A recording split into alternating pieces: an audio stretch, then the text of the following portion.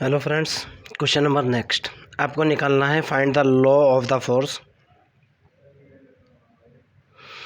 यानी law of force निकालना है। फोर्स का नियम निकालना है टुवर्ड द पोल की तरफ। Which the curve is describe, which the curve आपको दे रखा है b² / p² equal to 2a/r-1, यानी इस कर्व के ऊपर सेंट्रल ऑर्बिट के थ्रू लगने वाला जो फोर्स है वो किस तरह है, दूरी के अनुक्रमानुपाती है, दूरी के व्युत्क्रमानुपाती है, या दूरी की कितनी पावर के समानुपाती या व्युत्क्रमानुपाती है, आपको वो फोर्स निकालना है। ओके, ठीक है ना। ये आपका क्वेश्चन है। मैंने इसको हल करने की कोशिश की। मेरे पास जो given equation of central orbit है, द गिवन इक्वेशन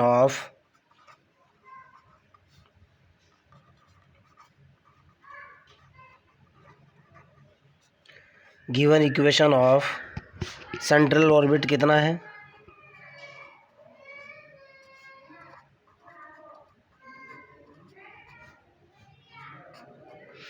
ये दे रखा है b² / p² is equal to 2a/r-1। Okay, now मैंने डिफरेंशिएट किया विद रिस्पेक्ट टू r। इस इक्वेशन को डिफरेंशिएट किया मैंने, differentiate with respect to r। ध्यान से सुनना। और मैंने इसको ऐसे क्यों किया, ये जो डिफरेंशियल इक्वेशन, ये जो मेरे को गिवन इक्वेशन है, this is the pedal equation of ellipse. अगर आपने बीएससी पार्ट 1 डिफरेंशियल कैलकुलस अगर आपने पढ़ा हो तो किसका पैडल इक्वेशन है, दिस इज़ द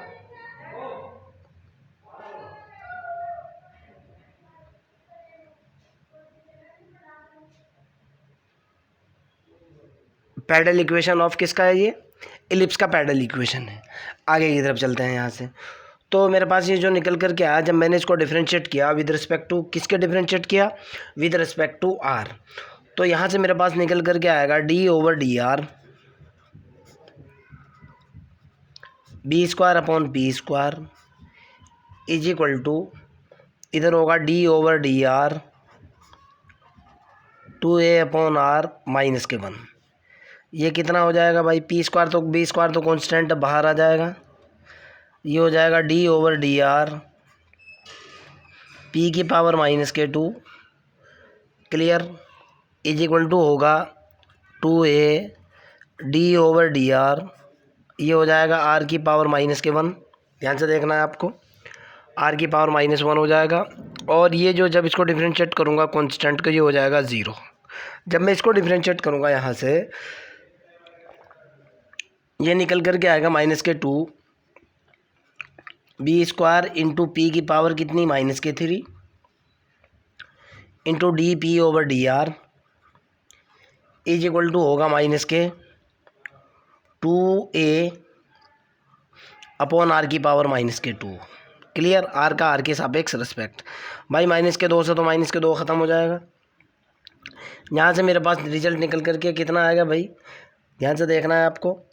ये रिजल्ट निकल करके आएगा b²,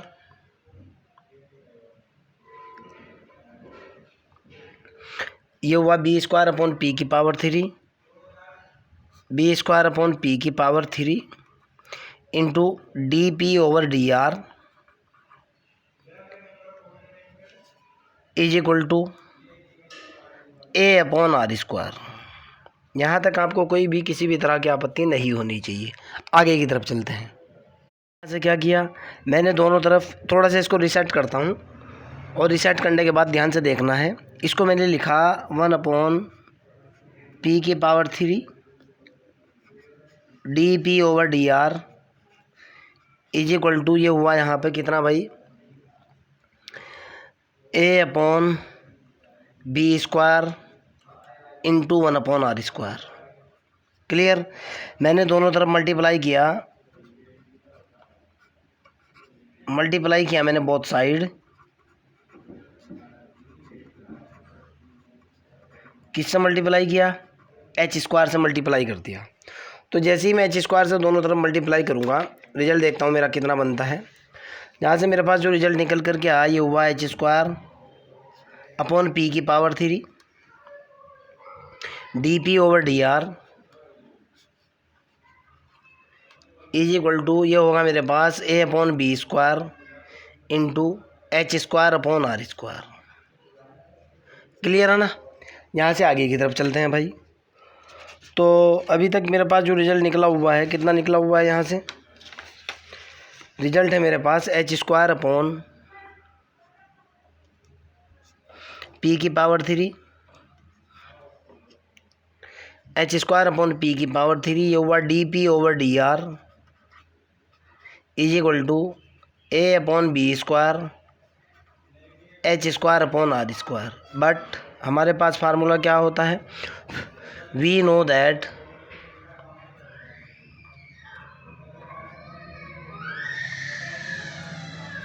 हमारे पास फार्मूला होता है P is equal to H square upon P की power 3 into D P over D R, ये फार्मूला होता है। मैंने इस फार्मूले का यूज़ किया so that,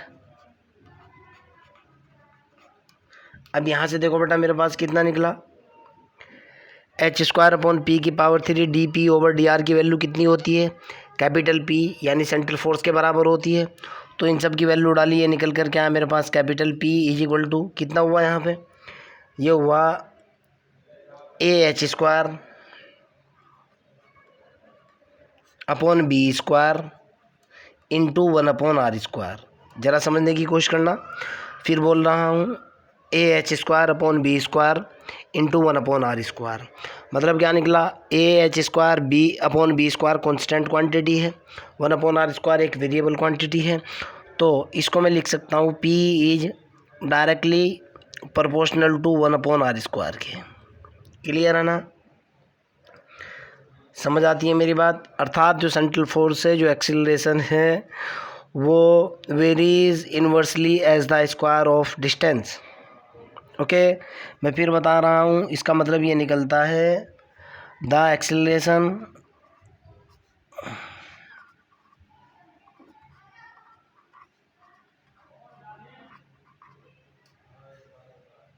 varies as the square of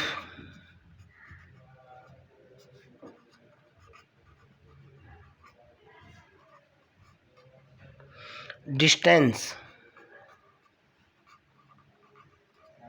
और कहाँ से डिस्टेंस है, from the focus of ellipse.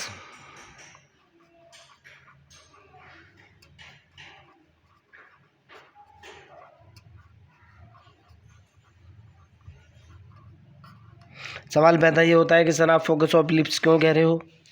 ये जो इक्वेशन है ना बेटा, this is the pedal equation, ये फोकस से ही बनती है, ठीक है ना, इसके बेस पर बोल रहा हूँ। फिर भी अगर आपका कोई डाउट हो, कोई प्रॉब्लम हो, तो कमेंट बॉक्स के अंदर क्वेश्चन को डालिए, I will help you. Okay, bye.